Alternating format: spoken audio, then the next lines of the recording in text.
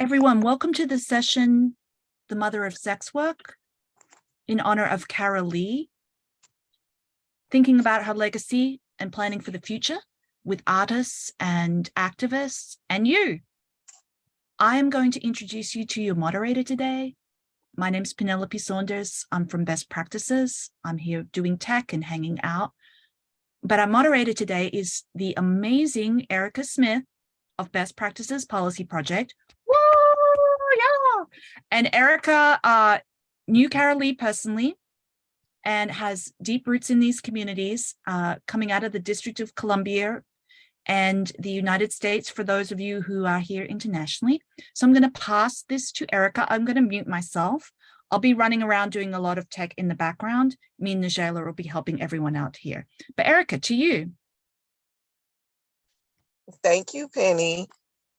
Good evening, everyone. How's everyone doing this evening? And she said, I'm Erica Smith, and I'm here to moderate for you tonight. So I think everyone is here. So we get started. Let me just start off by reading a little bit about Carol Leigh. In 1979, Carol Leigh invented the term sex work and launched a new way to speak about the rights questions surrounding women's engagement in sexual exchange, performance, and prostitution. This virtual panel discuss and multimedia presentation will showcase sex worker leadership from across the globe to discuss the impact the idea of sex work on their organizations and on women and human rights and feminism more generally. This panel honors the legacy of Carol Leigh in the wake of her passing in November of 2022. We are hosting this during the Commission on the Status of Women to link Carol's legacy and our work to CSW themes. And to start us off, we have,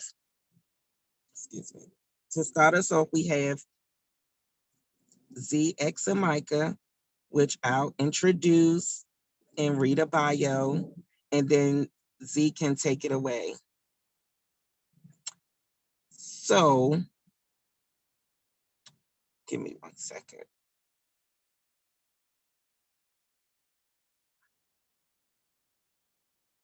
Okay, my computer's messing. Okay.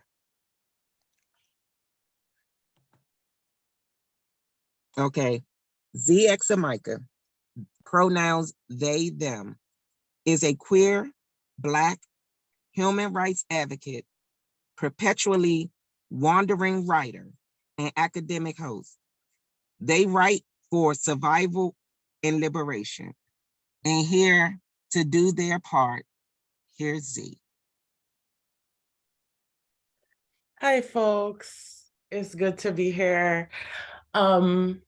I am going to be performing the original poem, Visions of Horror Past, Present, and Future. Can everyone hear me okay? Just give me a thumbs up, a nod. Okay, great. All right. Thanks for coming on this journey with me in advance. Ask me how to get to the land where honeybees suckle streams of nectar, their floral ambergris so sweet it's mead to soothe the bitter need of those we can't call darlings. Where we frolic naked and restless under divine protection, giving that which was given to us by the salacious swaying hips of yore. Come with me to the land of communal devotion and collective bliss and Black joy and trans-liberation and gender-bent harmony, where there is no incarceration for the crime of being, no threat of death for daring to live. Come with me, you divine creature that takes up this work, on the road to triumph over the declarations that capitalism pronounced over us a long time ago. Let the pussy reign indefinitely. PUSSI for specificity, paying us for sex, shrewdness, and ingenuity. Juicy clits, throbbing dicks, and both and neither, and titties and lips. The wily temptress luring the decent to the mirror where they must face the truth of their desire or die. I'm talking about the siblinghood that we have created from the refuse of capitalism, the best part of humanity that holds with tender care those of us who dare to reclaim agency by our name. We pay the price of freedom with an abundance of middle fingers and the resilience of our forebears, and dodge the dangers of the dimwits who try to outwit us of the fruit of our labor, because pussy ain't never been free. We invite the blessed into our midst and they beg for a moment of release, making a mockery of their right to domination, a might that evaporates at the slightest intimation of our human spirit. Then we do it again and again until the streets are strewn with the remains of white supremacist faithless servants. Our firm-shod feet lead through the throw-up of the patriarchy, leaving hypocrisy and taking reparations.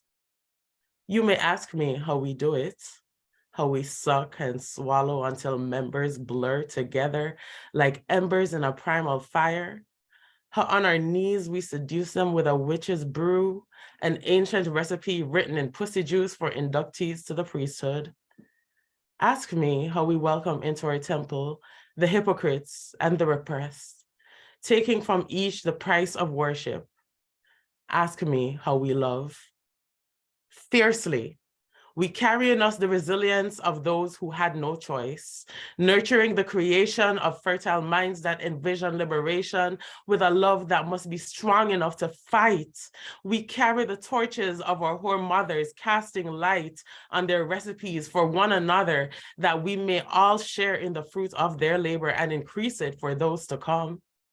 We create love on the heads of the sad fucks who had us fucked up. Fiercely, knowing that what we hold sacred could never be claimed by another, knowing that the fruit of our labor is lavished on our dynasty, knowing that we have faced the demons that come against us and will do it again, facing the pillow and ass in the air, and knowing that when I die, it will be because I alone led this life lived. What higher end does this world have to give? Thank you. Thank you, Z, for that. That was very amazing. Before we get to Chris, I just want to share my first memory with Carol. It was at the Desiree Alliance conference in New Orleans. I can't remember the exact year, but I know it was right before Hurricane Katrina. When I was at the conference and I met Carol, it was just breathtaking to see this beautiful woman with so much knowledge and talent and power to actually put in everyone's mind, like, we can do whatever we want. I didn't know too much about all of the rights and the sex worker rights and so forth, but meeting Carol and sitting and talking to Carol, it was just so amazing that I gained so much knowledge. And one of the reasons why I'm here in the position I am today is because of Carol, because it was the education that Carol gave, and also Penny gave. It was just amazing. And it was just, she was just so beautiful just to see like the big pink hair and the outfits and just being herself. And that made me think like, wow, I can be myself. I can do all these things. So yeah, that was my first experience with Carol. So now we're going to go to my friend, my love, Chris Sardina. Like a heart. Yes. Chris Sardina is the National Director of the Sex Worker Right Organization, Desiree Alliance. She holds bachelor degrees in women's study and U.S. history, and a master's degree in social justice. She has experienced survivors Page 14. Take it away, Chris. Oh, and one thing, remember to speak slow for the European. What do I need to do? Speak a little slow for the European listeners. Oh, I speak loud enough. Everybody will hear me. Chris, I'm going to try to share the picture that you wanted to share. Oh, okay. I'm not sure if that will also allow you to speak. Let me see if We'll just show both it. those things can happen at the same time.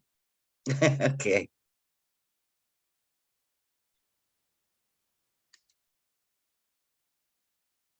Hey, look at them boobies. Can you still hear me? Yes. Yes. Yeah. Okay. And you could take that down, Penny, if you want. One of the Chris, I'm just going to leave it up for a few minutes and I'll take it down in 1 or 2 minutes as well. Okay. Okay, that's fine. Erica, I think that you met Carol Leigh in Las Vegas at the first Desiree conference.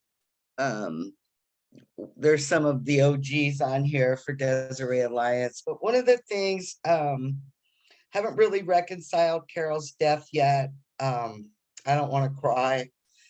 I haven't really thought about it too much because I'm afraid if I say it out loud, then I'll have to reconcile with it.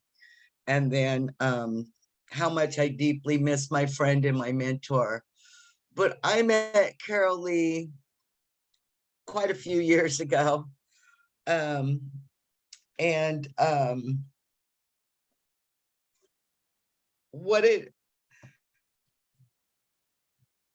2010, when Desiree Alliance was formed in 2005 as a result of the Green River Killer, that when asked why he murdered so many prostitutes, it was because he can.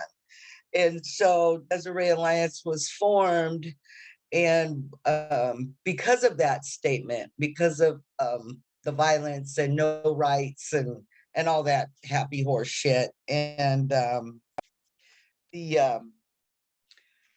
so I met Carol Leigh and we became fast friends.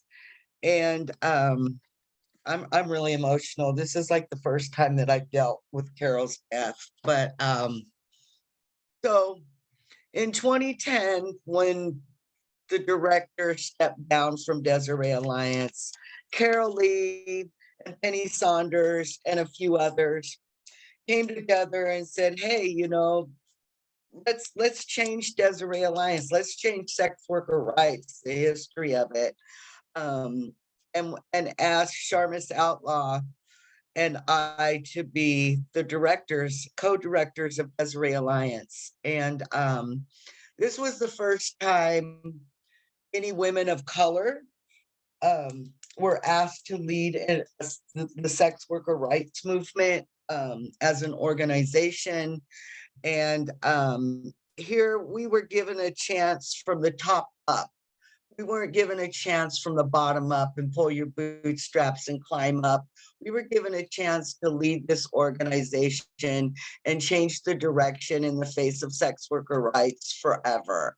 And here, you know, they gave me as a Mexican woman, ex-con from Tucson, Arizona, the opportunity to lead Desiree Alliance, and a Black trans woman who was a street-based worker, the opportunity to lead Desiree Alliance. So Sharmis and I, you know, first I said, oh, it sounds like fun. And if if I would have known then what I know now, you know, a different story. But you know, one of the things is Carol Leigh always, you know, in her voice, oh, you're doing such a marvelous job. You're so wonderful. Oh, I'm so happy for you. You're doing what you just do best. You're marvelous. You know, and if you can all hear Carol Leigh's voice, there's not one person that she's never told that to. And so, you know, Carol Leigh and Penny, and, you know, keep your circle tight as leaders, because there's people out there that will try to destroy you. And Carol Leigh, you know, was one of those people, and Penny was one of those people that we always kept close in our circle, that would know, you know, how to lead us, you know, if we had questions. But they pretty much, you know, let us, you know, lead it as we, you know, as we did. And Sharmus was kind of the idea person, and I was the writer. So away we went with it. And what we did was take Desiree Alliance into a national conference organization, to a global organization that was recognized by around the world, the United Nations, the White House, in HIV worlds, and any type of social justice movement. We opened those doors for a lot of sex worker rights, so they were able to, you know, see women of color leading an organization and restructuring an organization. So it was really a huge deal. And you know, I want to give Carol and Penny and you know, my sex worker mentors and my friends the shout out that they deserve, that gave us the opportunity, because most people don't get an opportunity from the ground or from the top up, and we were. And that was something that, you know, I'm forever grateful for. I'm grateful for the mentorship and the friendship and the advice, and you know, the leadership that these women gave us to ensure that Desiree Alliance would carry on, because we've been around for a long time and we're not going anywhere. And a lot of that has to do with Carol Leigh, who would, you know, I could call up at any time, and you know, she would just, you know, and Carol Leigh, I know all the tea about everybody and everything, you know. And Carol Leigh, it was funny, she'd hear something, and man, she'd be on the phone, because Carol Leigh did like to hear some tea. And so you know, I knew all the tea, so I'd spill it all to her. She goes, oh, well, I was just wondering, you know. So that was really kind of funny, you know that Carol Leigh liked that tea too. So she, you know, but she gave everybody a chance. She was more than generous with her time and her love. And it's just so wonderful to know that, you know, as she's has passed, that her legacy will always live on, because you can't say sex worker rights without Carol Leigh, period. And so I appreciate that. And I just want to shout out my love for her. And today, being here today, kind of made me stop and face it, that she is gone. And you know, just to appreciate the love and the honor I had of knowing her. Thank you.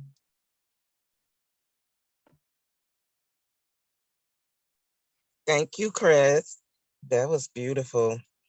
So now we're going to go to some of the artists and friends that are going to present some things in the honor of Carol.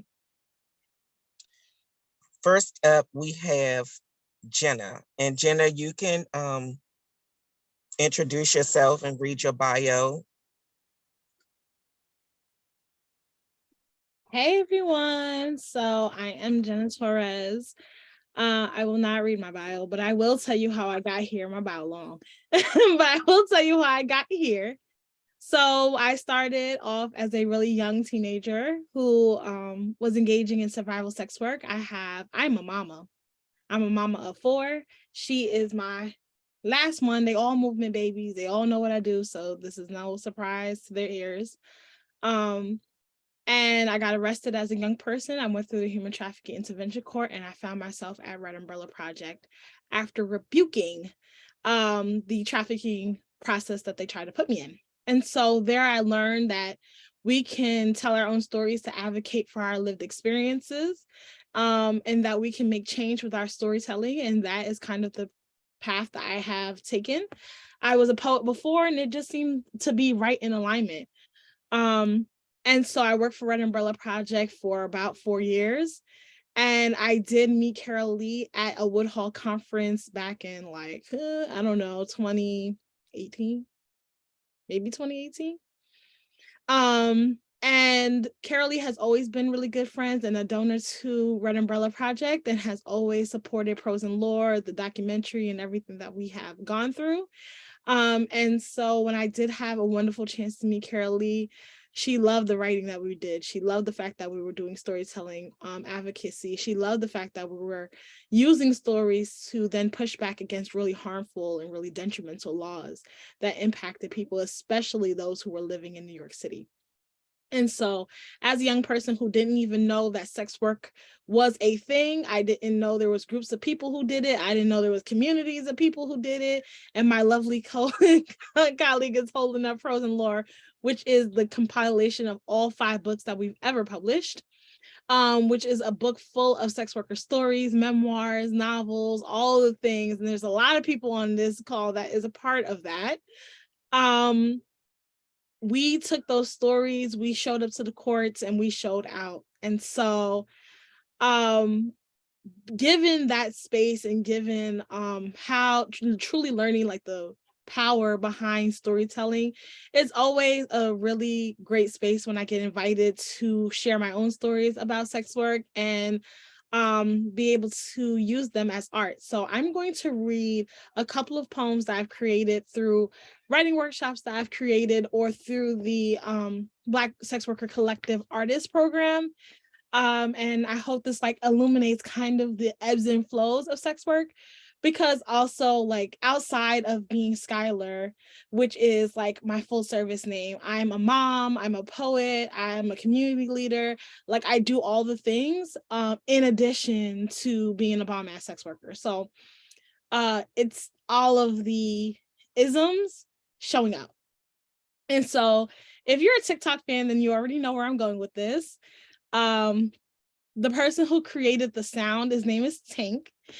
Tank said something like, these men be in my DM saying I'm pretty and telling me how much they love me or the idea of me or the type of pleasure I can give to their ever expanding bodies until I tell them that this love ain't free and I can't pay my bills with free labor or their admiration for what I can do with this body. Then I'm just a hoe and I have no value.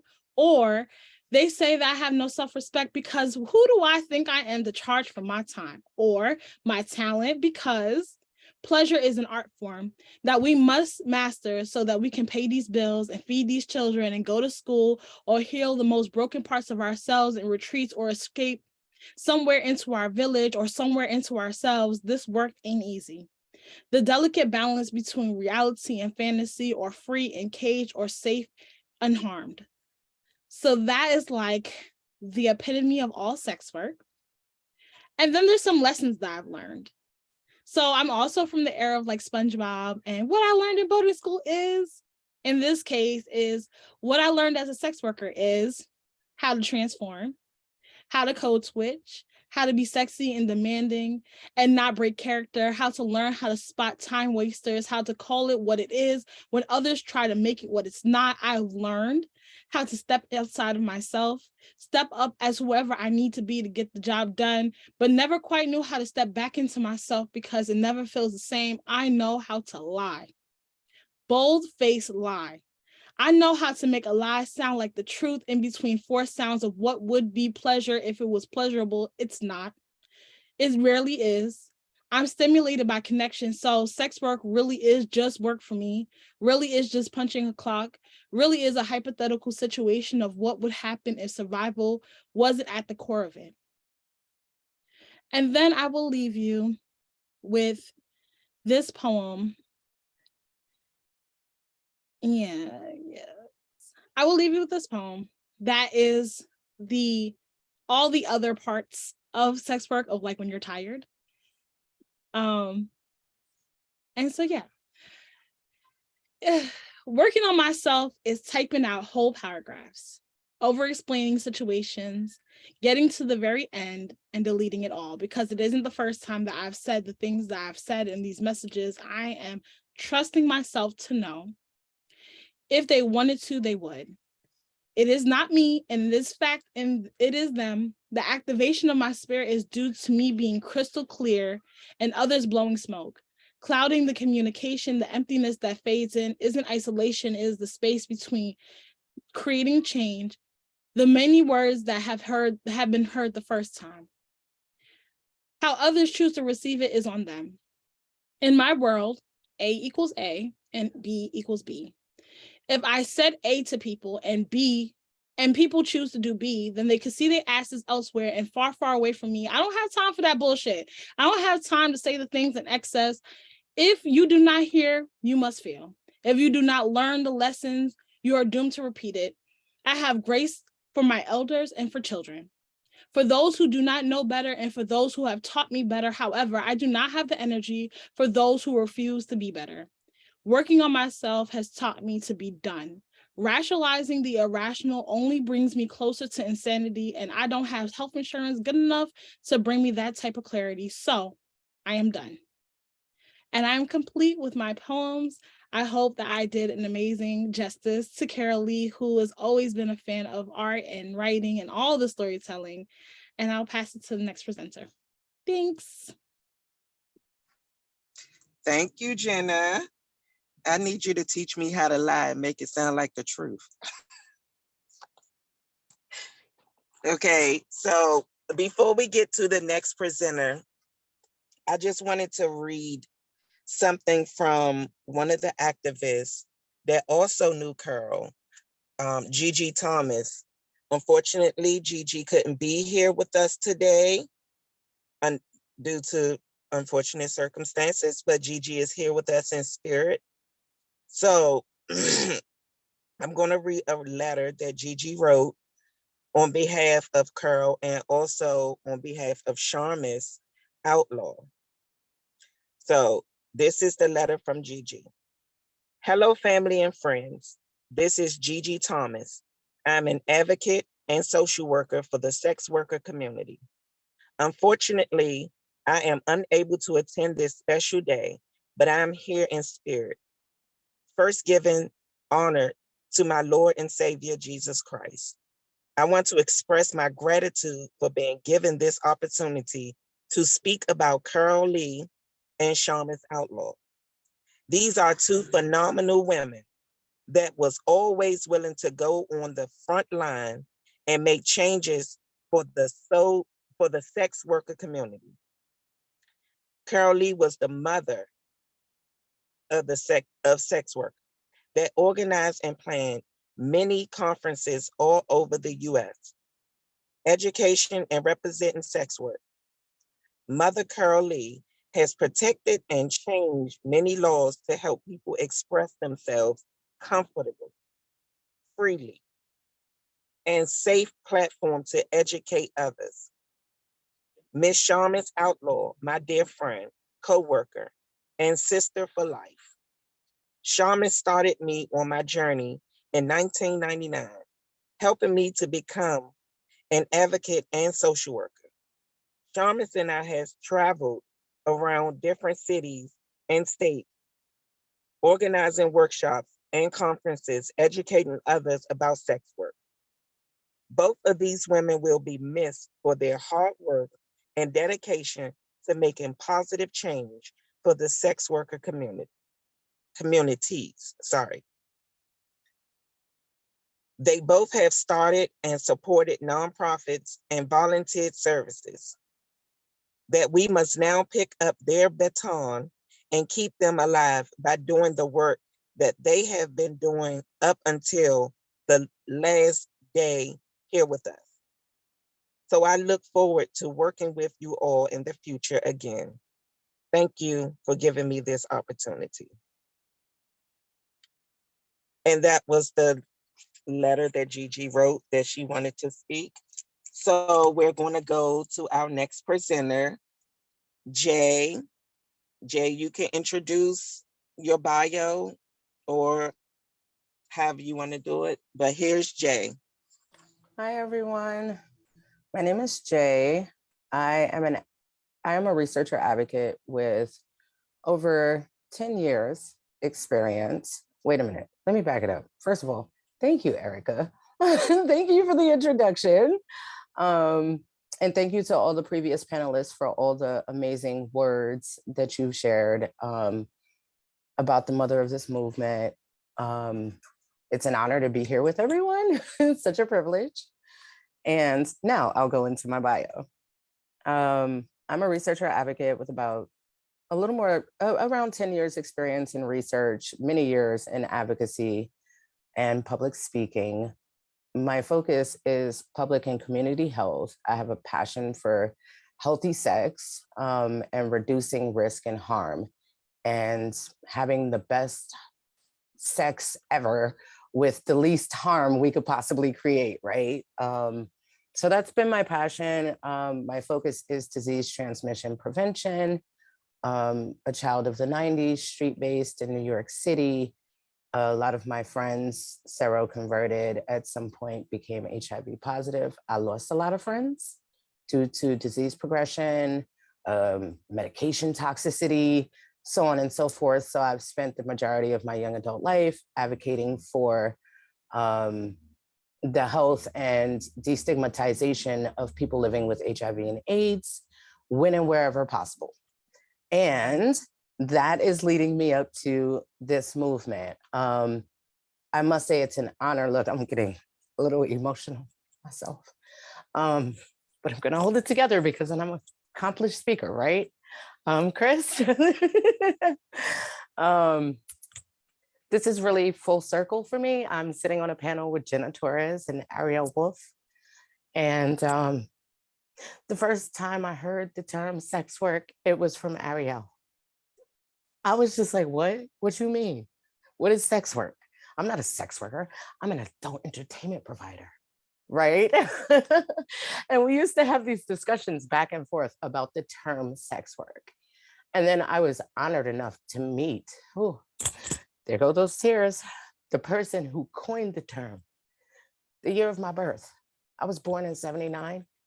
And I grew up in the slut shaming, victim blaming 80s and 90s. A hoe is a hoe, a slut is a slut. You know, she out here just fucking. Excuse the language, but this was the language surrounding female sexual freedom. I always saw it as sexual freedom.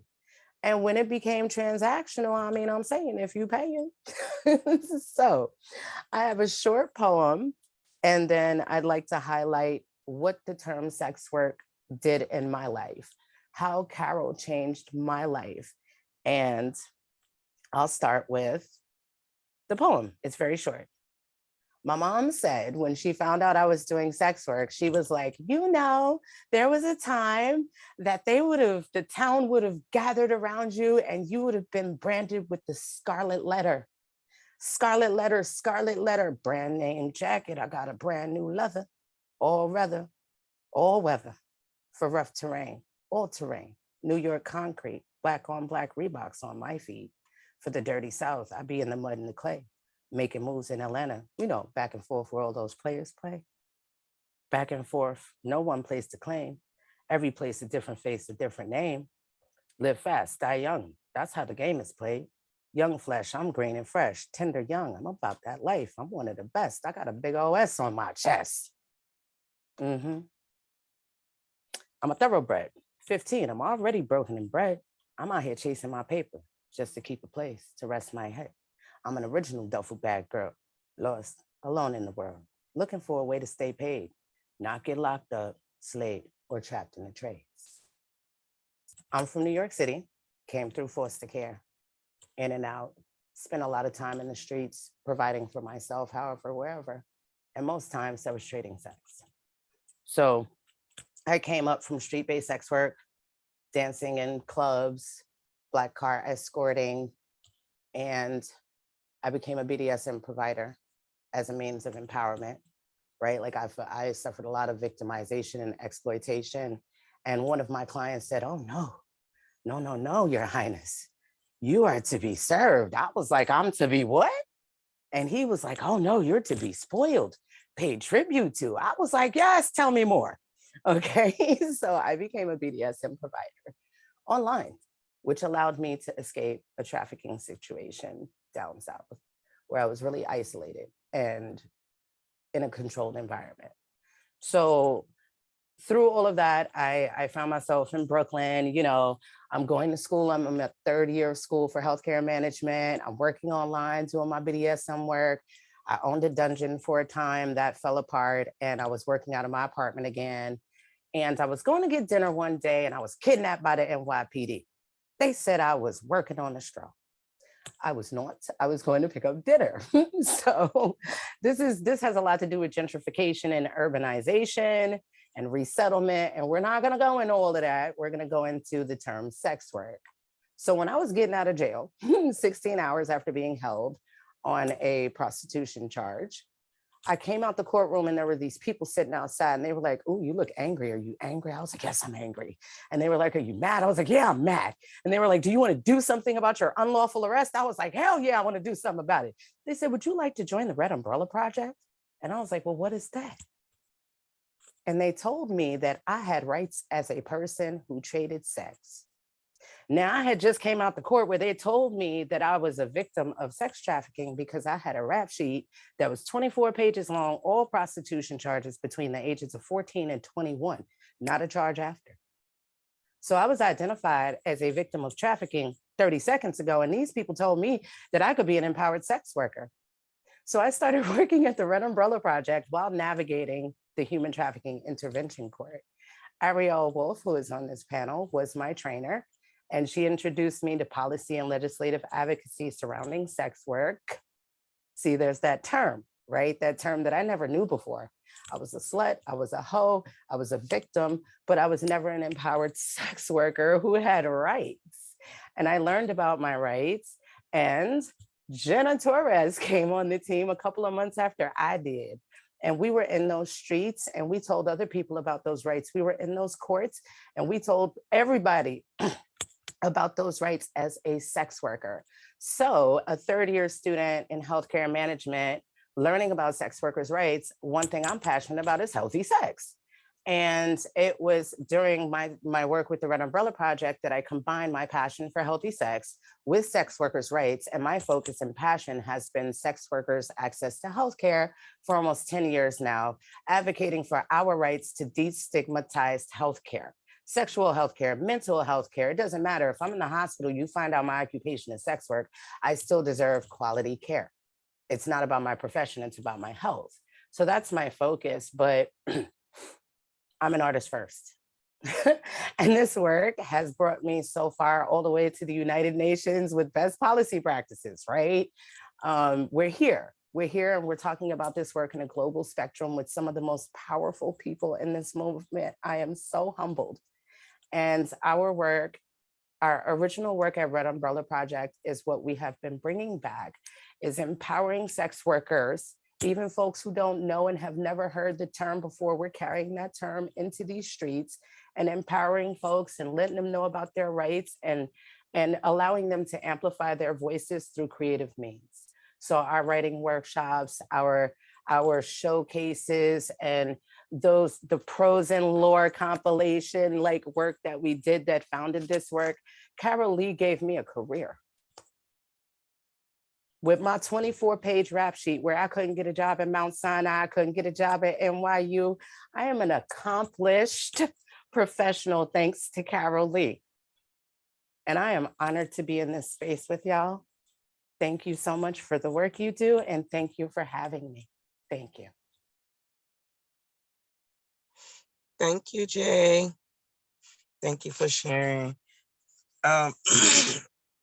So the next presenter would be Shakita. If you can introduce yourself with your bio and take it from there. Okay, thank you, Erica. Oh my gosh, I'm all the feels right now after listening to everyone. I'm Chiquita, she, her, they, and oh my gosh, I'll just do my bio first, which is really my artist statement. And what I do is transform old and used wigs into hair sculptures, and it's usually something vintage or Elizabethan or from the Renaissance, and then my own whimsical ideas. And I do it through this process called wig rejuvenation that I coined. And so it's detangling the wigs, washing them, curling them, steaming them, dyeing them, cutting them.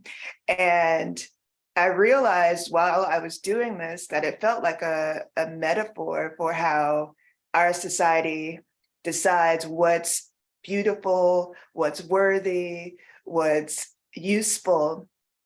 And at the time, and still in some moments, I'm still trying to release the idea that the paradigm has of Black women's sexuality, specifically, like, oh, if you're a Black woman and you have the body that I have, then you're automatically labeled like a sex pot, and you want to have sex and you just can't wait to do it all the time. And I feel like, well, not I feel, I was being labeled like that by people that I didn't even know, and people that I would just randomly meet. They would just say, oh, can you teach me how to be so sexy, or a sex kitten? And I'm like, I have trauma, I have sexual trauma, childhood trauma, and I'm trying to be okay with the body that I have. So I started with burlesque and in New York City, and I met Akinos, and Akinos, she really showed with me and taught me more about sex work. And that was also the first time I'd ever heard the term sex work. And that sex work is work. And I realized, like, this wig rejuvenation process that I do in my art is basically the same thing that this term is doing. Like, sex work is work.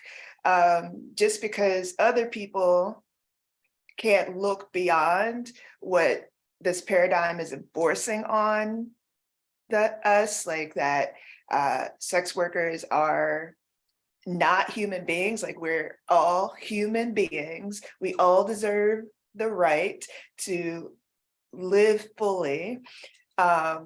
And like Jenna and Jay said, like, tell our own stories from our own perspectives.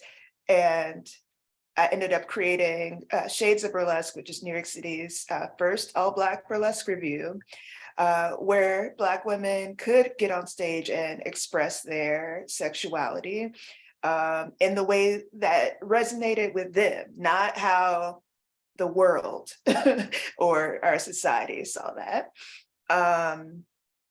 And yeah, and also it was really interesting once joining the burlesque community, seeing that there was this whole hierarchy, like, oh, I'm a burlesque performer, I'm not a stripper. I'm a stripper, I'm not a prostitute. I was like, oh my gosh, sweeties, lovelies, you know, everyone is like, you're a hoe, you're a hoe. We're all stripping together. Everybody is getting naked at the end, and no one is making that distinction except for y'all, which is funny amongst hoes. It's really funny to me. So especially, like, I also did a Black burlesque, a Black pinup calendar, because it's really difficult to find footage or photos of Black pinups, Black burlesque performers. And I was like, I'm in New York City, how does this not exist already? And so I was doing after hours parties and go-go dancing and stripping and everything to pay for this really expensive Black pinup calendar for the history of burlesque dancers. And I was just like, I wonder if people would still purchase this if they knew this hoe was shaking it fast just so I could get money to create this thing that everybody is going to be like, oh, it's so classy, it's so vintage. Anyway, I just think it's funny, and I love to just continue to release the whole hierarchy and release it within myself as well. Because at first I was like, no, I'm not a sex worker. And I was like, girl, yeah, you are, embrace it. And also all the sex workers that I've ever met, all of the balanced sex workers, a balanced toe is a goddess. Like, they know who they are, they show up as themselves, and they give you the courage to show up as yourself. And that's what I feel from this community. And even though I didn't know Carol Leigh personally, the way that she's impacted everyone's lives and the people that I've met, like, I'm just grateful that she existed and that she let herself be seen, because she shined the light on all of you all, and y'all are just, you're shining it all on me and the next, all of us who come into this community of sex work. Anyway, so here are a couple of my pieces.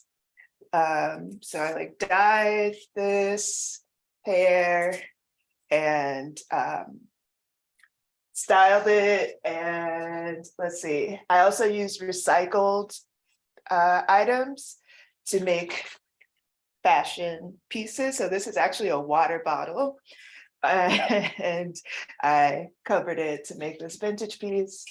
I also do journals, and these are positivity journals. I'll get it closer.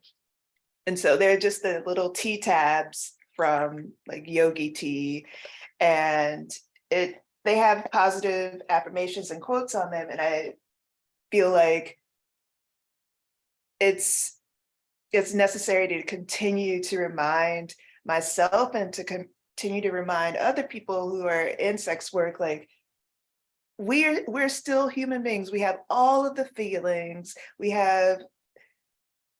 and we're worthy no matter what work we do. And the work we do is really important. It's extremely important. So sex work is beautiful to me. And I feel like it really translates into my work, that I can create something beautiful from what someone might deem useless or not okay. So anyway, thank you all for letting me speak today, and I'm honored to be amongst some very, very amazing human beings. Thank you, Shakita. But before you go, can we see that purple wig in the back right there? I'm living for that wig.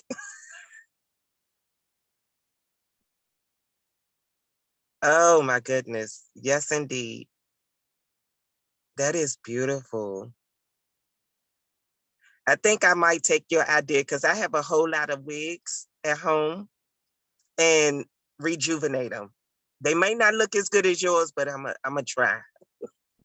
If you need any help, I can help you out. And that's actually how I was able to start really making a living in New York, rejuvenating these old wigs and selling them to the burlesque community that was all about the whole hierarchy. Okay. Thank you.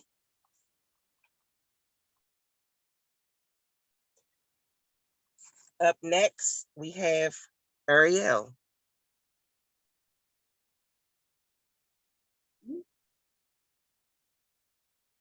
Hi, my name is Ariel Wolf. Thank you so much, Erica and PJ, for making space for this. I did not have the honor of knowing Carol, but I am joyfully indebted to the work that she did. And so I am an artist, an activist, and a researcher from New York City, and a mostly former sex worker, depending on the offer. And I was many years ago the community organizer for the Red Umbrella Project, where I met Jenna and Jay. And actually, Jay, I didn't know that I introduced you to the term sex work. Jay is always building me up when her and Jenna are the people that I look up to the most. And I love them very dearly. So what we're looking at here is an art piece that I did.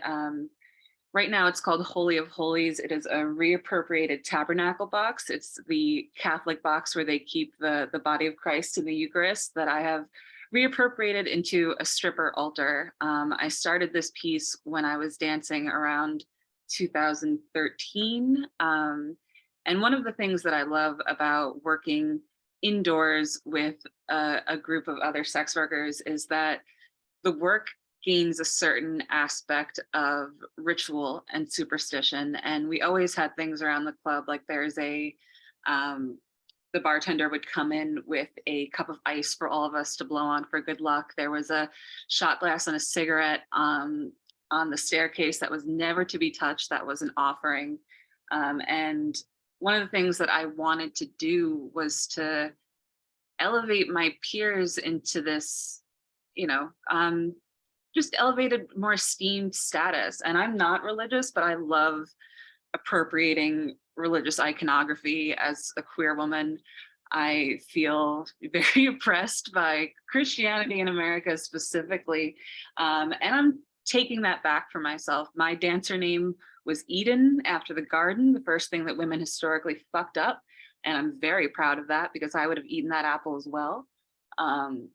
And so what I did here is there's, I don't know if we can refocus in on it or any of the close-up photos, but I basically, and what I think what we did in the club too, is we will pray to any god or goddess that will listen on a bad night. And so a lot of these images that you're going to see in here are from a lot of different faiths, a lot of different backgrounds. I've got money from around the world, but whenever I would find just a different currency, I put it in there, some $2 bills, any coins that I would find, cigarettes, condoms, the black candle and the bottle of dark rum there. There used to be a knife in there as well. There's a specific patron saint within some sects of Voodoo or Voodoo that is the patron saint of prostitutes, domestic violence victims, and artists. And her offering is a black candle, cigarettes, a knife, and some dark rum. So that's for her. But there's also elephants, which is something my mom always had, statues of elephants that were supposed to be pointed toward the door to bring prosperity, and just different things. The jade bracelet is also supposed to be a prosperity draw. So I would just accumulate these little things and put them within this box and just sort of make my offerings to whatever goddess was willing to help me make some money that night. And there's a lot to do with luck in there. There's a lot of cards and lottery tickets. We rely on that. But the things that we relied on, I think the most were, there's this kind of intense culture of superstition around astrology, around what time of the month it is, sports games, anything that we could use to blame a bad night on or to hope for a better one, just got sort of incorporated into the strip club belief system. And I think it's just really important for us to reclaim a sort of goddess status, because in older religions before Christianity, there were sacred whores, and the services that we provide were seen as sacred instead of dirty. And I much prefer that interpretation. So yeah, that's my piece. And may whatever deities are willing to help you make some money, I hope they visit you all soon. Thank you. Thank you, Ariel. That was deep. That was really deep. Erica, just letting you know that one of the next speaker, who I believe is Liliana, there has been a barrier and they won't be able to make it today. Okay. So we'll go to the next person, which I believe will be Cinnamon. Mm-hmm. Just letting you know, I'm going to stop the screen share. Sorry about the technical issues making that slideshow, but I did my best.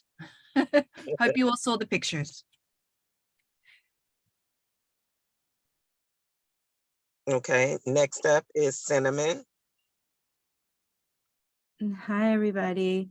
I don't know what is going on with my computer, but I only seem to have the audio right now. There's no option for me to share video. And I can't see the participants either. Yeah, Cinnamon, the issue is it's not your computer. You don't have a webinar presenter link. We had to upgrade you from the audience, and for some reason it's stopping me from letting you use your video, but I will try. That's okay. No And- worries. No yep. worries. It's all No, so good. it's not you, it's us. That's okay. I'm just glad that I have like a good, a good photo on my thing. And it's set to my performer name and not my real name. I'm so glad that I was able to make it today. I'm inspired as always by everyone here. For those who I haven't met, my name is Cinnamon Love. Like so many others here, I started off as an unhoused youth in the trade. Oh, I get a panel.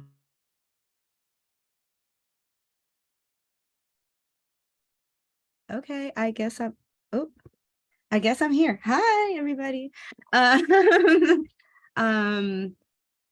I like so many other people, like I'm inspired as always. Just I've been taking notes about people I would like to reach out to later. Like so many others, I started off as an unhoused youth in the trade. I entered the trade at 16. And even before that, I probably had people, I definitely had people who gave me money after having sex.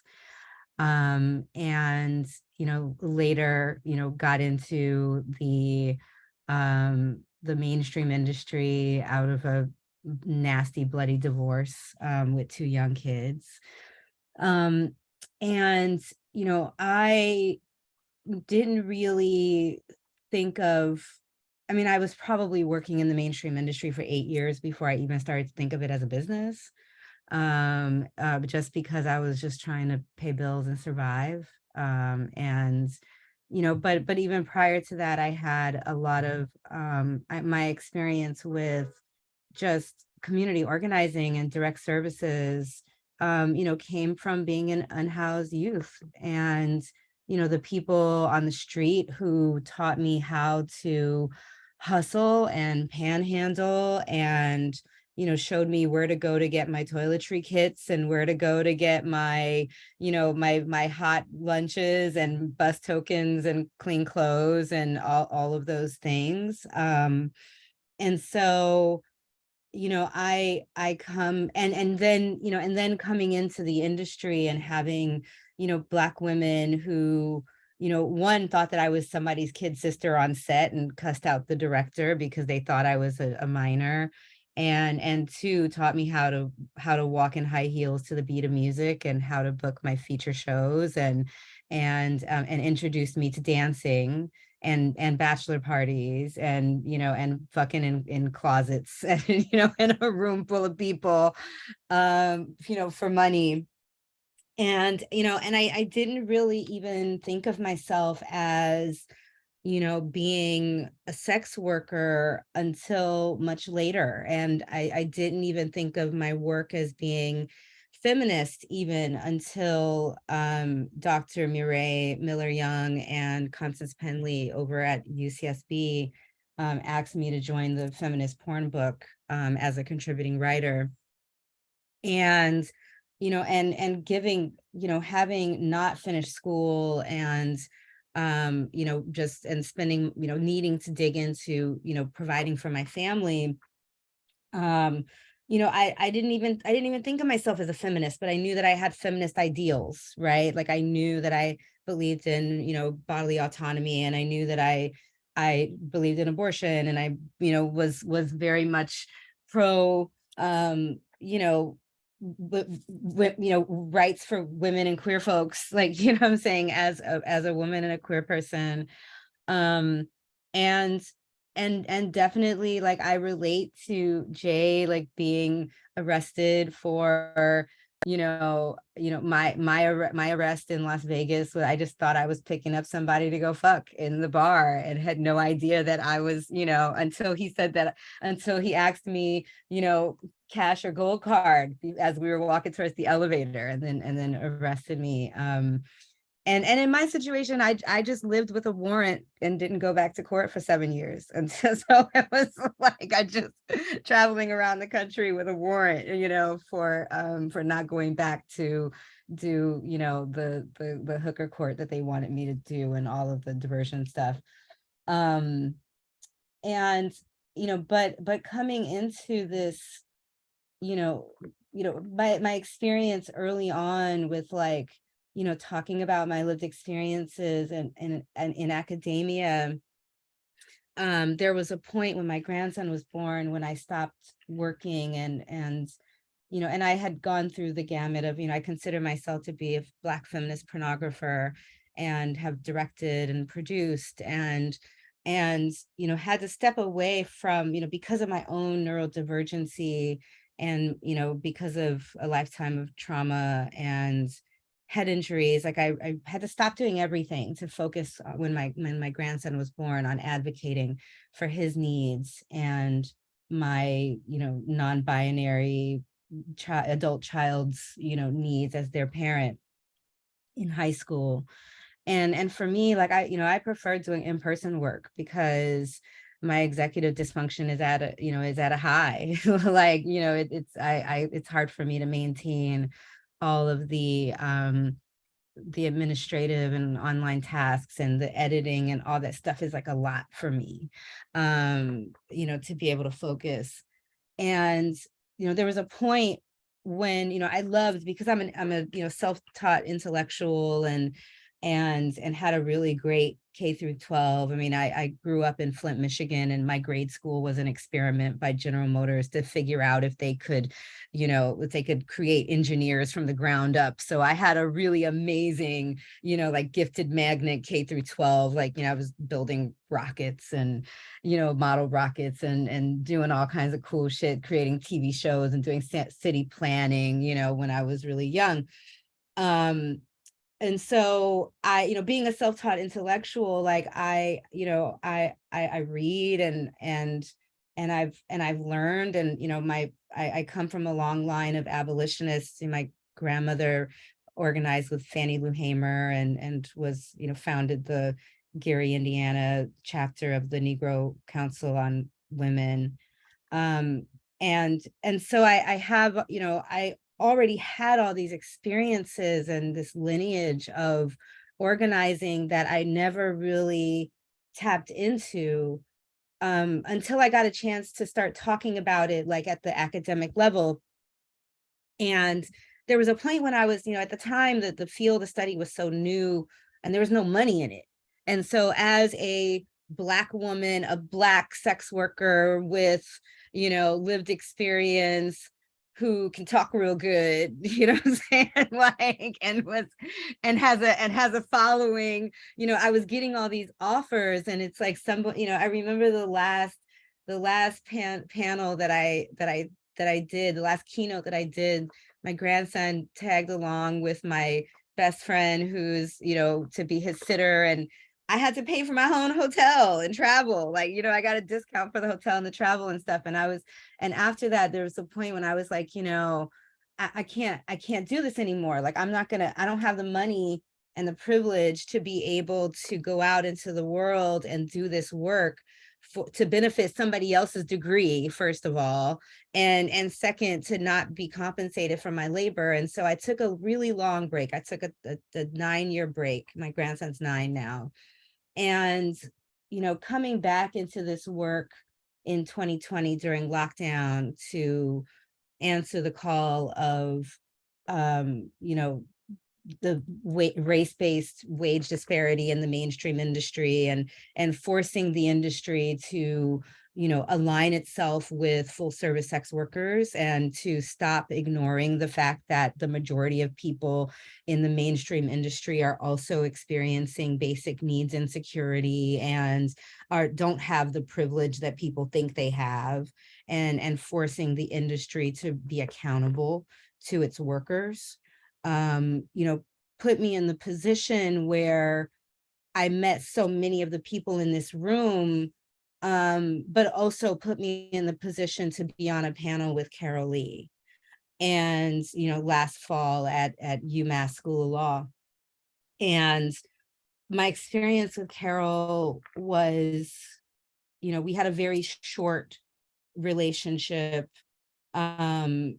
She, it was, in the course of our panel, I quoted Angela Davis. There's a quote that I use all the time about from an interview that she did for Base One. And she talks about the relationship to Black women and cis and trans women being arrested for sex work in the same way that Black and brown men are arrested for drugs. And I could see Carol, in this little tiny corner on the Zoom call, like sit back and cross her arms and look at me, like look at the screen in shock. And, because I have short-term memory loss from multiple concussions, at the time I forgot that Carol was, the reason why Base One exists, right? And, afterwards, and I also talked about, like, during the call, my relationship to, reproductive justice and, my history with, medical racism and whorephobia in dealing with my health, having ovarian cancer. And, after our call, Carol sent me a beautiful long email that went to my client email. I almost missed it because she emailed me through Twitter or Instagram or something, right? So I almost missed the email because I haven't been checking my client email, because I don't have the capacity for that right now. But she sent me this really beautiful email and just told me that, I knew that, we had been following each other on Twitter for a while. And, she talked about being a fan of my work and having an opportunity to see me in action in person on Zoom, like how she was such a fan of my work and was really happy to be able to have to witness that. And it just made me feel so good to know that this woman who I had read about and who I knew was, we all stood on her shoulders, had such an affinity for me and what I was trying to achieve. And also, and she sent me a documentary that she produced that Angela Davis narrated about women living with HIV who were incarcerated. And she told me that, that Dr. Davis had always told her if she ever needed anything to let her know, and that she wasn't, that she was too shy and too intimidated to ask for anything, but she offered to reach out to her for me and the work that we're doing, and said that she, felt like she would be, that Dr. Davis would be a fan and interested in the work that I'm doing. And so, and that just meant so much, because clearly, Dr. Angela Davis did 18 months for all of us. Like, what I'm saying? Like she, she was on the, she took the risk that a lot of us don't have to take, right? Even though she's not a sex worker, like just, in the bigger scope of human rights advocacy. And, and that meant a lot. And unfortunately, Carol passed away before making that introduction. but it meant so much to me that she even thought enough of me to be able to, to offer, to make that kind of offer, and was very curious about my own health. Like at the time I was waiting for a biopsy, and I had some stuff that was going on, and not knowing how advanced Carol's own illness was, the fact that she was able to hold space and provide curiosity for my well-being in this moment in her own moment of crisis, which I think is so common for so many of us in this movement, the way that we consistently hold space for other people. But seeing, doing a deep dive into Carol's art as a director, producer, documentarian, inspired my, work, my art. It's been a long time since I've produced a film, and because of, best practices and Black Sex Workers Collective, I've, decided to produce a documentary short. There's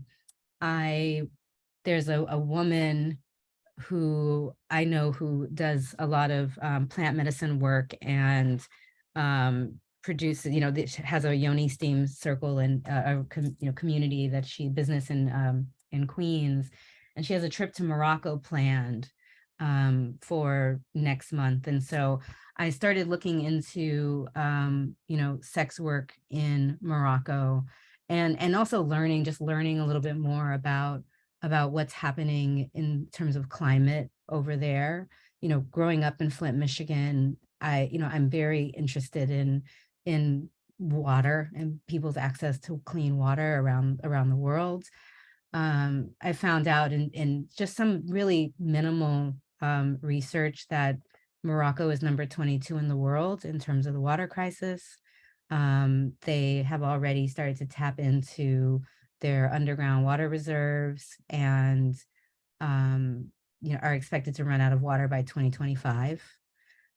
Sex work is they have the in-demand model in Morocco. The red light districts have been eliminated because they're a Muslim country, so there's no longer any red light districts. But there are, their sex workers are thriving and working in Morocco and Fez and Marrakesh and Casablanca, all places where this trip will take me. And so I'm very curious about, doing some interviews and photographing, sex workers, while also protecting their privacy in Morocco. So I'm very excited to continue the legacy that Carol laid out for us, and doing some work around criminalized sex workers in a place that is actively experiencing water crisis, because as we know, these anytime there's issues of climate change always impact poor people first. And so considering that sex workers are all over the world are pushed to the margins, like I'm just really curious to hear their stories, and think about how that relates to people back home also who are also sex workers, from a public health perspective, I think.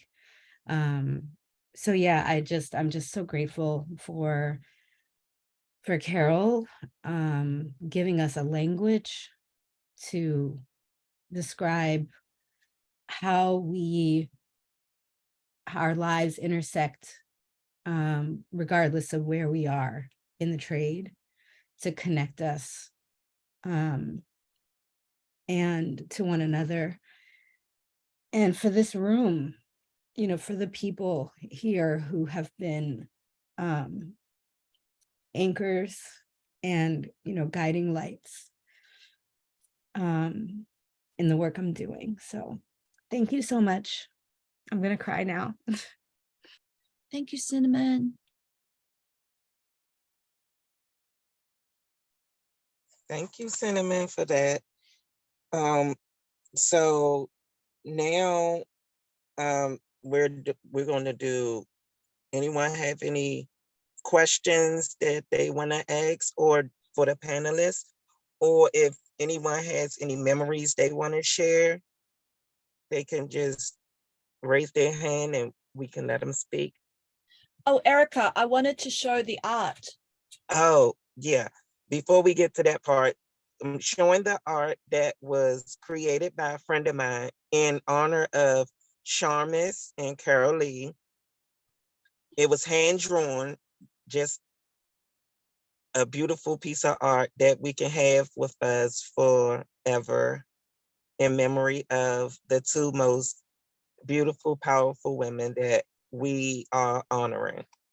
Hang on, I think I have to speak for everyone to see it, right? Is that coming up on people's screen? Can everybody see it?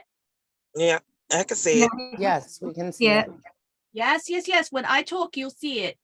And I'm very proud to be holding this piece of art that Erica organized.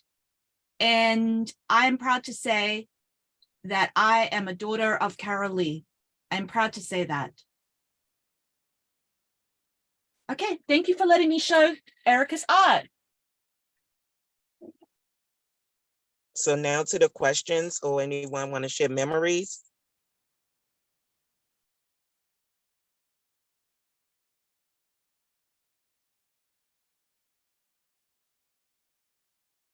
Oh, there's been some questions in the Q&A, but they've been answered.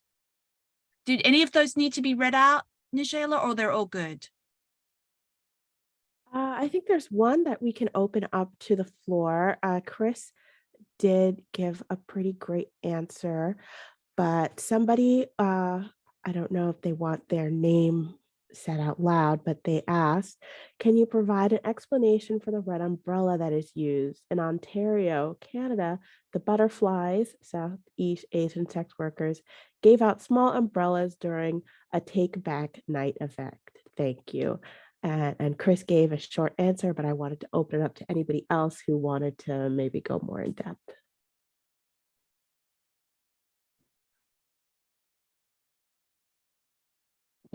I can add some context to the red umbrella, mainly more so about the umbrella term, because there's a lot of different types of sex work that, depending on who you ask, let me start there. People are autonomous about how they choose to identify, but traditionally you have a spectrum of people in the sex industry like BDSM, full service providers, online, in person, on street.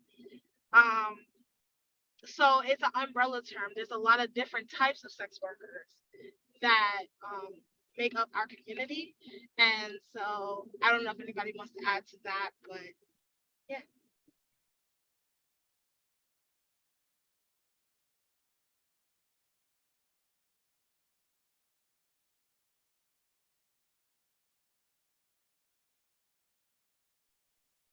Anybody else want to jump on? Chris, do you want to,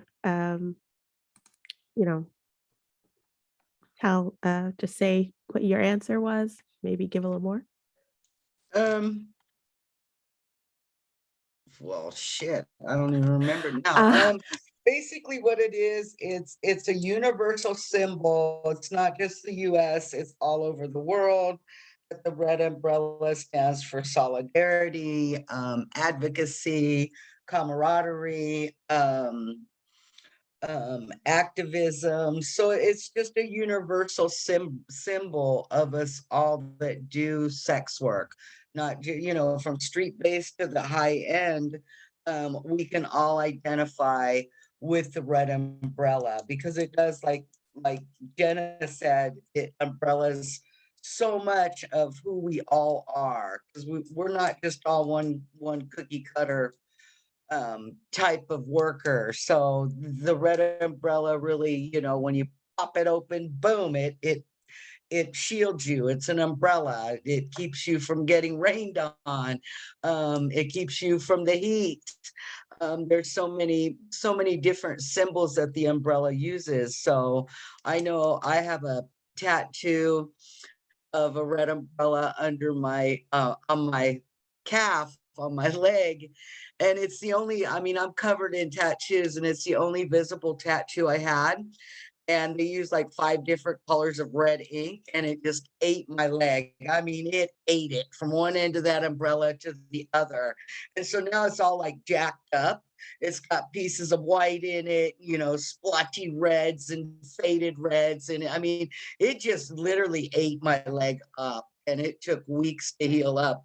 And it was so funny because my tattoo guy says, well, come back in and I'll fix it. And I said, well, you know, it's kind of like me. I'm old and I'm all tattered up and faded out and shit, you know. And so, you know, I said, I kind of keep, I think I'll kind of keep it that way because it embraces the who I am so much because of where I was as a survival street worker into the Desiree Alliance director. And so, you know, I kind of like that red umbrella, that jagged up old crappy looking red umbrella.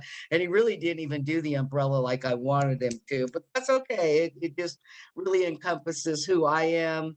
And you know, it really encompasses so much of who we all are, you know, what we've been through, where we've been, where we're going. So, you know, that's kind of what the red umbrella symbol means to me.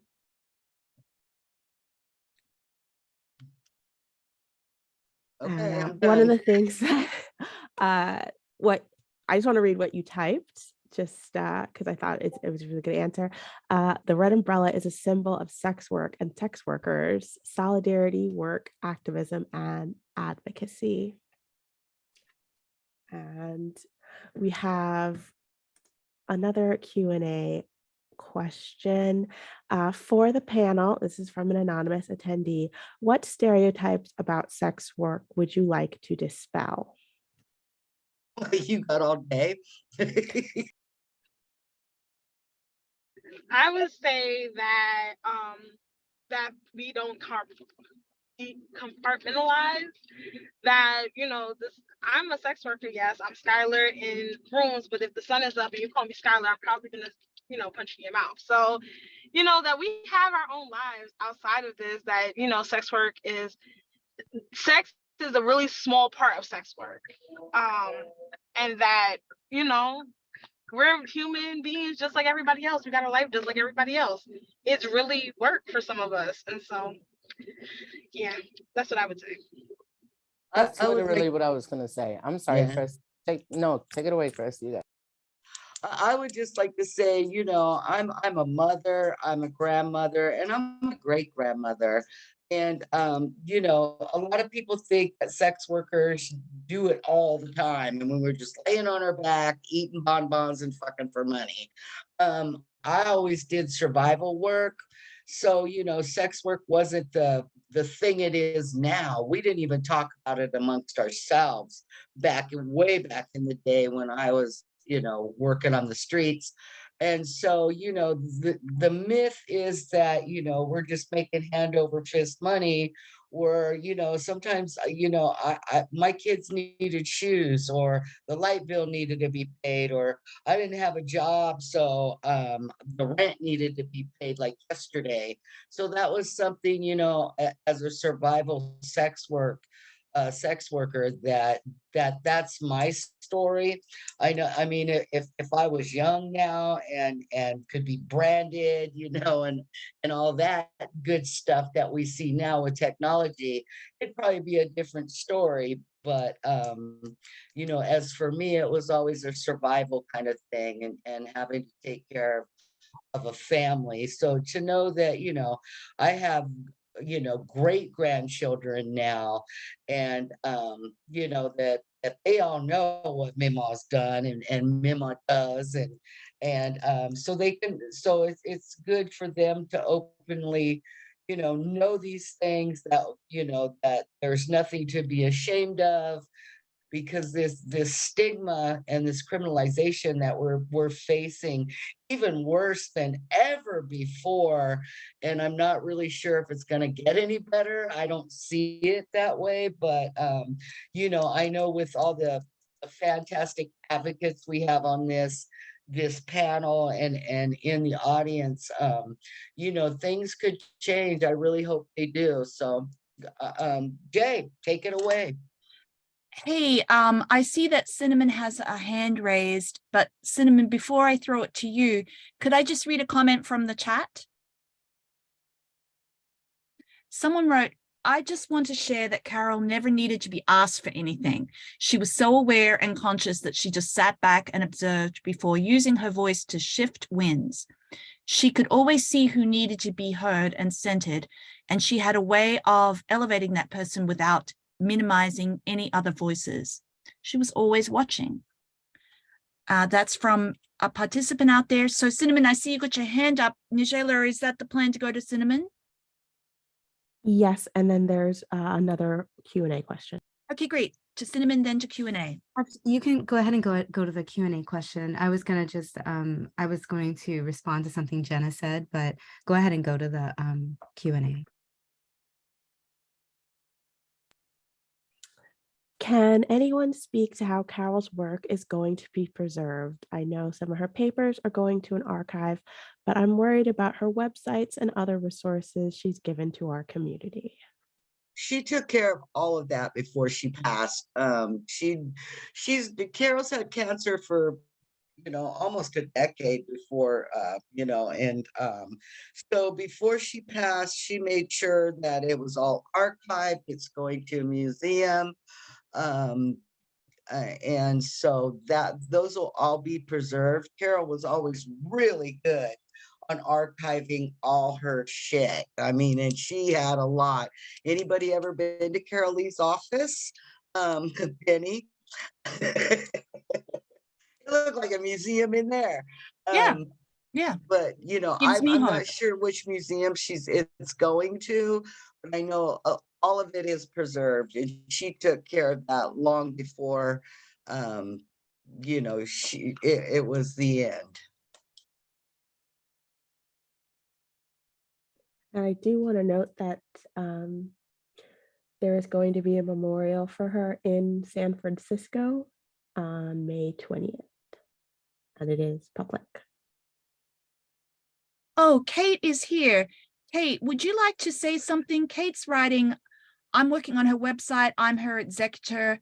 Let me just, Kate, I'm sure it's okay. I'm going to promote you to be panelists so you can give this important information, if that's okay.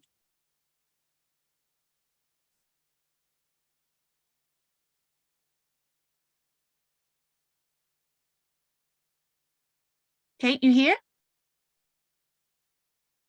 Yes. Yes, here, let's see. Hi, this has been so great. Can people hear me? Can you hear? Yes, fantastic. This has been the most, such a moving, such a fantastic experience. Thank you so much to everybody. This is, you know, it's just amazing to hear about all the different aspects of Carol's life. She knew so many people and she was so inspiring to people. It's just been fantastic. So I do want to invite people. We're putting together a movie mainly made up of just short 1-minute videos that people can submit at, do you have pens? It's Carol Leigh Memorial.com, and that's CarolLeigh.com. So please submit short videos. Those are going to be assembled into a Carol Leigh movie with stills and mute. She was a songwriter. There's going to be some songs, great songs that she wrote, like Vibrators in Bondage and a lot of other things. Just fantastic. That movie will be available. It's premiering on May 20th at noon Pacific Standard Time, but people will be able to really view it anytime after that. And everyone is invited to attend. The movie will be shown live for the first time, premiered at the Roxy Theater on May 20th. I think it's 16th and Mission or Valencia Street. And then 1 block from there is St. John the Evangelist Church, a wonderful progressive church. And there will be like a courtyard there where people can eat and drink And then inside the nave, there will be performances, and maybe some of you might be interested in performing. Please, if you can be in touch with me, my email is katmax, KATMAX @charter.net. I think I put it on the. Anyway, thanks everyone so much, and hope if anybody can come to San Francisco, hope to meet you. Thank you so Hey, much. This was I'll definitely fantastic. be there. And I see that you're saying in the chat that her materials are at the Schlesinger Library at Harvard.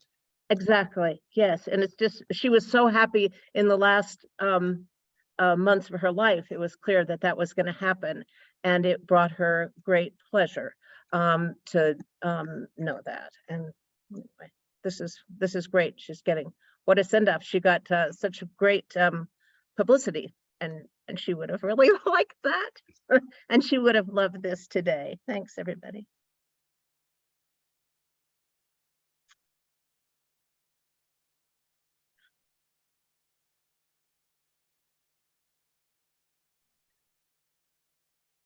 I'm going to scroll through and see if there's any other things to read. Someone said, honored I got to listen and witness today. I kiss all your feet and embrace all of your hearts, spelt with an art. Thank you for the work you're doing. Let me see. I think there's one more question in the chat. Oh, go ahead. I'll keep scrolling the chat. Yeah. So Kathleen Douglas asked, are attitudes towards sex work changing?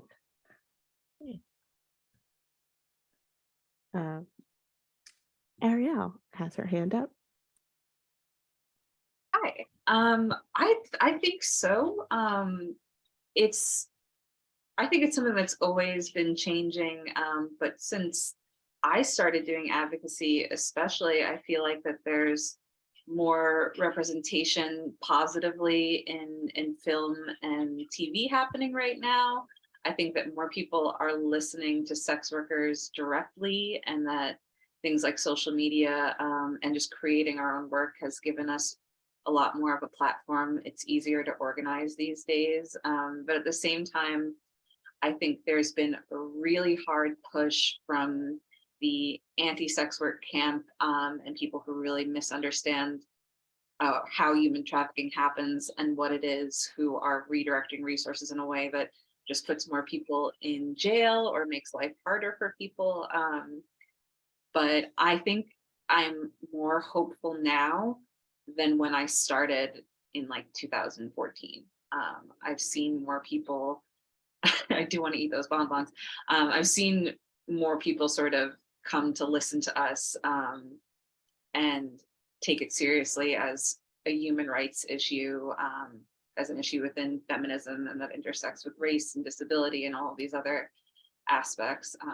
So I think, you know, it can go either way, and it's an uphill battle that's so exhausting for all of us to continue to have to show up and plead with people that we're human beings capable of talking about our work and making decisions for ourselves. But yeah, I think it is changing. And I think because of people like Carol putting the work in, and people like my companions in this panel, it's continuing. So we're not going anywhere. Sex work isn't going anywhere. I hope capitalism is going somewhere, but we got a long walk ahead of us. So yeah.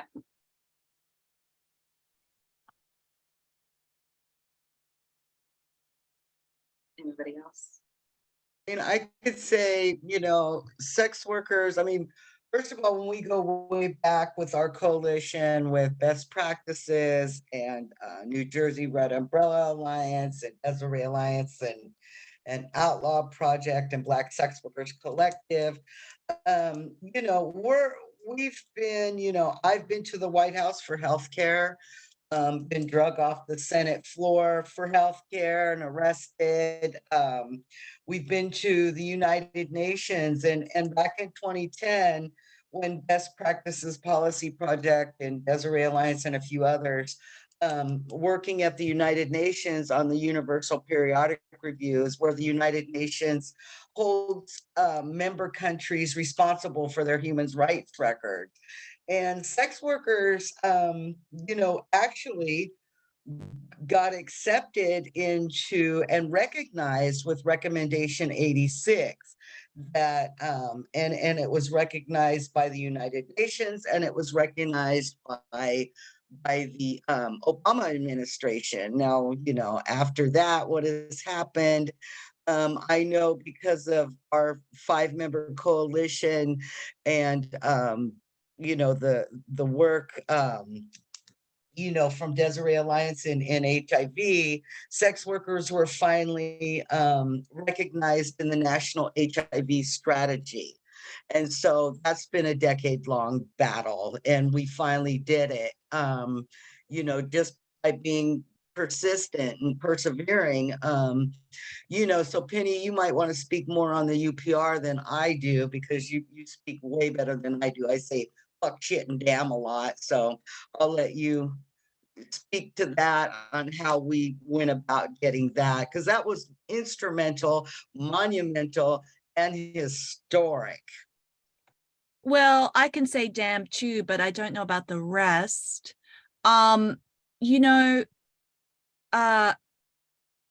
Recommendation 86 remains the only recommendation ever made to the United States. I'd like to see more, but it is at this point the only recommendation ever made directly to the United States from the global community to make sure that sex workers' human rights are protected. It's a very protective recommendation. And how we got that was by coming together, writing a very collaborative report from across the nation. We collected information from people, from outreach workers that wanted to talk to us, from organizations like Red Up that had collected information from everyone. And with agreement of everyone that contributed, made a report that was submitted to the very first Universal Periodic Review that they ever did. It was right back at the beginning. So we had an in, right? Because it was new, it was slipping in there and they couldn't stop us. And Darby Hickey and I were invited to go by a group called the Sexual Rights Initiative. Shockingly, they gave us an airfare and a per diem. That had never happened before. We got there, they handed us money. We were like, what is this? They were like, it's your per diem. And we were like, to live? That's great. That really changed things for me as well, because people were not handing me money from my activism in 2010. And, Darby Hickey was and is a very careful activist, mapped out where everyone was sitting in the UN, what our potentials were for getting a recommendation from them, and made me walk around and talk to all of them. I wanted to give up. I was like, Darby, no one is going to give us a recommendation. But Darby's like, I've made this chart, this seating chart. And if we go and talk to all these people, someone will do it. And sure enough, member state Uruguay said, yeah, what would you like us to say? So we gave them some language. They did some writing overnight. And the next morning, recommendation 86 was made. So, for Darby, I'd like to say there is something about not stopping. I was like, can't we go get to the cocktails portion yet already? Because it's 4:00. It was literally 4:00. And Darby's like, no, we must stay until the United Nations closes. And so we did. And that it was in that period, getting along towards 5:00, where member state Uruguay said, yes, we'll do it. So, how did she make this chart? It was publicly available information at the UN. She went to an office and asked for it, and they gave it to her. So there's a lot of things that we can get just on our own at the United Nations, for example, or in the State Department or anywhere else we want to go. If we're going as a group, we can get this information and we can advocate. Doesn't mean we're going to be successful, but we're as entitled to this information about who is making decisions as anybody else. That's what I learned from Darby. But that's a bit more about recommendation 86. You can find out more at the Best Practices website. I'll put it in the chat, but thanks for letting me speak. And one of the things is they only gave, to get into the United Nations for that, They hold it every 5 years, and they gave out what, 10 slots, Penny, for civil society, and that's us. You know, Yes. we're not the fancy schmancy, I'm with the UN people. Civil society is us. And so they gave out 10 slots, and we literally ran to that to get the last slot, the 10th slot to get to speak at the United Nations that year. So, I mean, let's hear it for sex workers. We beat everybody out. Darby, was it Darby? Darby put those 10 Darby ran extra on. once recommendation 86 was proposed, there was a chance to speak on it, but they only had 10 spots. So Darby, we flew Darby over there. Actually, we flew Darby over there on the cheapest possible ticket because we had to pay our own way. And then Darby got up at some ungodly hour and had to run down the street. And there's a lot of barriers for people of different abilities, right? Some people can't run down the street. There's not a lot of access, but Darby ran down the street and got the spot. And that's how much we had to fight for it, to have that speech to talk about why recommendation 86 was important. I see that we got Chiquita's hand up. Yeah, just quickly, I wanted to share that like my own attitude towards sex work has greatly shifted since being a sex worker, and just releasing that, and also this opportunity right now to be a part of the BSWC and possibly in the art show in December, because I was like, what name am I going to use? And I was like, oh, I'm going to use my own name. I Chiquita, I am a sex worker, okay? And Chiquita created Sweet Lorraine, who's the burlesque performer. Chiquita created Shades of Burlesque, who gave space to Black and Brown burlesque performers to show their share their version of their own sexuality and tell their stories on stage. So it's like, I'm going to be proud of myself, and I'm going to be proud of my own name, because I'm the creator of all of these things. Like Chiquita the sex worker created this. So if you want to appreciate my work, you have to appreciate me and all that I encompass. So like, I'm just, and being around more sex workers who are, once again, balanced toes, and that really helped me to embrace myself more and embrace like how amazing sex work is and what it can do for my self-esteem. Well, I'm far from balanced, but you know, but that being said, the opportunities are there.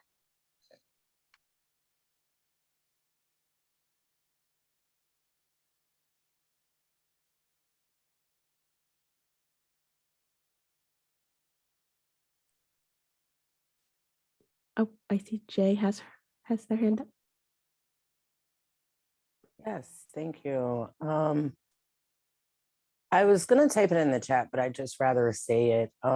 The term sex work, right? Like when I first heard the term, I was going into my 3rd year of school for healthcare management. And I already knew that I wanted to do, some sort of clinical management surrounding access to care for what I didn't know was called marginalized populations at that time, right? Like I didn't know these terms were applicable to the folks that I was trying to serve, right? I've done a lot of advocacy and organizing for these communities that I come from: street-based youth, street-based sex workers, folks that are chemically dependent and substance users, the term at high risk for HIV and AIDS, right? Like I come from these populations, so I wanted to serve these populations, right? So what I found over the last 10 years is that the term sex work itself being coined has allowed for researchers and for academics of all disciplines to be able to investigate and explore this population, right? I'm using air quotes because population can be people of color. When you talk about population, we're talking medical terminology here. We're not talking about PC, advocacy, or anyone's personal feelings. We're talking about medical terminology. A population could be Hispanics, or it could be Hispanic Latinos that are geriatric, above the age of 65, right? They love to classify populations. So instead of saying sluts and hoes, the term sex work allowed us to be identified as sex workers, which is a tangible population that has its unique set of needs. Once you identify a population, I even hate that word because it's such a colonizer thing to say, identify a population, right? Once you identify a population, what do they do next? They investigate, they explore, they document. That allows everyone from epidemiologists to anthropologists to document our unique needs, right? So my work in this field, yes, I totally agree with Ariel that, you know, formal institutions are just now catching on. And that's some of the early Red Umbrella. I worked with Persist Health that worked very closely alongside Red Umbrella. And that's what we did. We went into institutions of higher learning, social service settings, and healthcare settings. We give lectures, trainings, workshops organizationally to destigmatize sex workers and how do you say, bring awareness around inherent biases towards the population, right? Because now they can see us as something tangible, right? The term sex work means, oh, they might have unique healthcare needs. Do they have different housing needs than we have? Well, what about when they apply for welfare? Is that sex worker income counted or not? Do they file taxes, right? Like now we're investigatable, right? So I am deeply indebted to the term sex work, which I, again, in the beginning, rebutted against. But that term sex work allows us to say, okay, we are representing the sex worker population in this capacity, working on this specific issue that impacts this. Because the word community is like, oh yeah, well, we don't care about your community. We don't care about your community. Your population, you have a population. What's the population? As if they're not the same freaking word. So the term sex work, I think it allows us to open a rich body of documentation of research of our experiences in an insurmountable way. Someone said in the chats that Carol Leigh was always a part of a broader web, or I'm paraphrasing here, a broader movement. And that's exactly what I'm referencing here. Coining that term allowed for multi-generational documentation, investigation, and amplification of our experiences. Oh, why couldn't I have said that in the beginning much more concisely? La-di-da. Hey, I know, like, I love that. with the trial of Juan David Ortiz, the Border Patrol sergeant, who murdered 3 sex workers, almost killed a 4th, but she escaped. And we had a big trial on TV, on court TV, and I followed it and reported on it at Twitter. But one of the things is how respectful, you know, from where we first came, why Desiree Alliance was formed, because Gary Ridgway, you know, the Green River Killer, said because he could kill prostitutes, you know, so every word that they used was coined sex workers. And I'm, you know, the first thing I thought was, that's the term, you know, Carol Leigh put, you know, to be recognized as labor, to be recognized as work, to be recognized as human.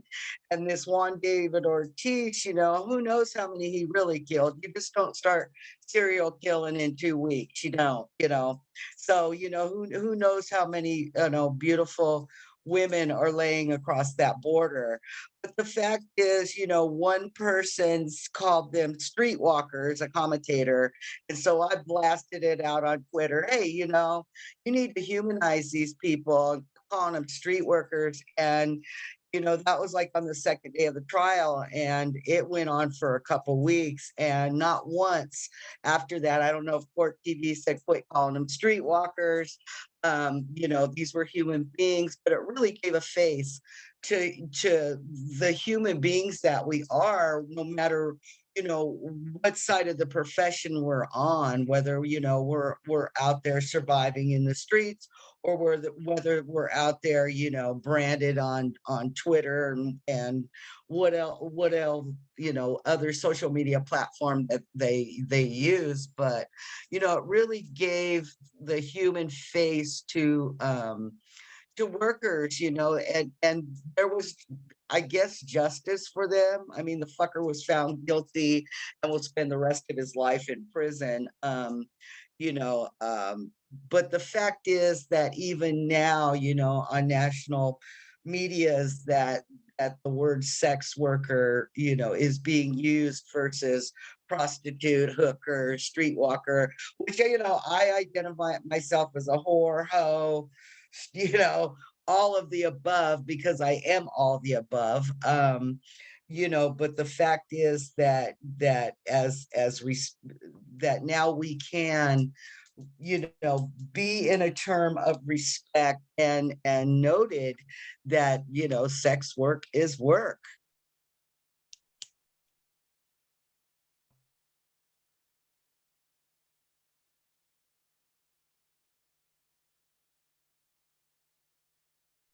Cinnamon, throw your thoughts out there. Yeah, it's so funny because there was a time before I knew the word sex work. I remember there was this time when I was in a hotel bar. I was staying, I think it was like after 9/11. And I had just gotten back to New York because I was stuck in LA for those 2 weeks when there were no flights. And I was supposed to fly back on 9/11. I had been in LA working, and I was being trafficked by a partner at the time, and I was living, he booked my hotel. When I came back, there was I think I got the Waldorf Astoria for like $100 a night or something like that, because nobody was flying, you know what I mean? The hotels were at 0% occupancy. And I remember sitting at the hotel bar, and this guy asked me, "What do you do for a living?" And I didn't freelance in that way. Like I wasn't, having already had an experience with, being picked up in a hotel, at a hotel bar in Vegas, so it's like, I wasn't really, I didn't like cruise hotels and stuff. But I was sitting there at the bar, and this guy asked me, "So what do you do for a living?" And, in that split moment, I was like, well, I was thinking to myself, it's like, well, I do porn, I dance, I'm a dominatrix, I'm a full service sex worker. I'm like, I do phone sex. Like, I was like thinking of like my 7 different like forms of income. And, it's like, as in any business, you're supposed to have 7 streams of income, they say, right? And so, and in that moment, I came up with this term pleasure broker, because I was like, I sell pleasure. Like I sell sex, but I sell pleasure in a multitude of ways. And so for a while, like I had, I bought this immediately. I told him, I was like, I'm a pleasure broker. And then I explained like what that meant. And so in that, and then shortly after that, like I went online, and when I got back to my room, and I looked up the domain pleasurebroker.com, and it just happened to be available. And then I had this, for an extended period of time, like I had like one of my primary website was pleasurebroker.com. And one of my friends to this day, like still is like, I love that term. Like, how did you not, like do so, whatever. And it's like, and it was a big fight. Like this woman, this like asshole like saw that I was using it and went and bought the trademark out from underneath me and tried to fight me over the domain. It was like a whole mess, but I love that term. And so I used that for a long time because I didn't have the framework or the knowledge of the term sex work, which had already existed, right, to encompass this umbrella of all of the types of erotic labor that I participated in, right? And so, you know, when I first heard it, I loved it so much because, you know, I grew up in Flint. Like, I'm a union girl through and through. Like, I grew up under strikes and, you know, all of these like, kind of all of these like ways of organizing and community organizing that was ingrained and embedded in my life that I didn't really understand because I was a child, right? And so, I've always thought of, you know, like growing up as a union girl, like it's like I've always known, you know, like my parents would, you know, I've always had an understanding of like Sunday dinners as not just a way for us to get together as a family, but also to share resources, right? And to fuel ourselves for the coming week and the work that we're doing. And I've always thought of like, you know, it's just, I grew up with my parents always making a little extra food for dinner because in case a neighbor kid wants to, you know, stay for dinner, because you never know what people, you know, don't have in their own homes. And so like, you know, coming to understand like the term sex work really gave me that framework of workers' rights and labor organizing that I grew up with, and connected me to a community. Like I've always been connected to my community, like within the sector of the industry that I primarily worked in and am most known for. But it gave me an opportunity to really start to organize, across industries under our umbrella, right? And to connect us, you know, as opposed to separating us. And it's, you know, which for me has been so important because, you know, I was watching a video recently on YouTube of an appearance that I did on the Tyra Banks show that was just laden with whorephobia and wanting sex workers to, you know, to think about and interrogate our own hierarchy, right? And it's like before, like had I had the framework of sex work before, I would have never have even participated in something like that, because it's like it reinforced the inner whorephobia and we all know that Tyra Banks is trash. Like when it comes, has always been trash when we look back on all of her body of, you know, television work. But it's like it's given me a framework and a language to really interrogate the work that I do from a lens that's familiar to me in terms of, you know, workers' rights organizing. And so I'm just, you know, so I'm always glad when we get to have these conversations and talk about how the work is, about how our work crosses lines of, you know, what we do, you know, and where we are. But yeah, anyway, thank you for letting me speak.